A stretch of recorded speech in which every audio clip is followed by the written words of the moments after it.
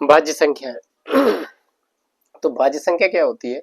वे संख्याएं जो एक और स्वयं के अलावा, यानी कि एक और स्वयं के अलावा किसी अन्य संख्या से विभाजित हो, उन्हें भाज्य संख्या कहते हैं।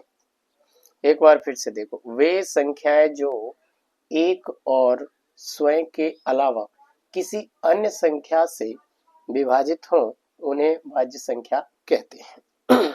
उदाहरण देखिए, 4, 6, 8, 9, 10, 12 डॉट डॉट डॉट अनगिनत भाज्य संख्याएं होती है।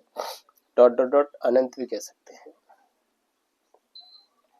अब इनमें से कोई भाज्य संख्या लेते हैं। देखो 4 को ले लिया हमने, जैसे कि स्वयं 4 यानी कि स्वयं, तो 4 को 4 से डिवाइड किया तो 4 एकम 4 विभाजित हो गई।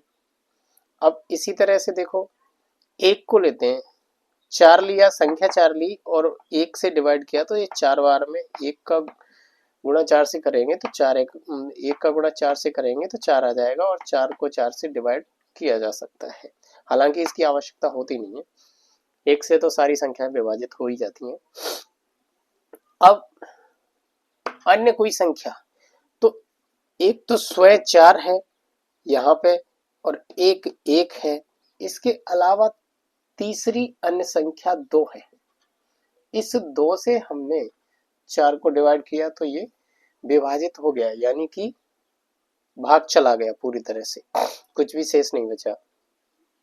तो एक और स्वयं के अलावा तीसरी कोई संख्या है, चौथी कोई संख्या है, पांचवी कोई संख्या है और अन्य संख्या है और उनसे वो संख्या विभाजित हो रही है पूरी तरह से, तो वो भाज्य संख्या कहलाएगी। यानी कि स्वयं, एक और स्वयं, एक और स्वयं के अलावा कोई और तीसरी संख्या, कोई भी हो सकती है और तीसरी संख्या है और वह संख्या जो विभाजित हो रही है तो वह भाज्य संख्या कहलाती है।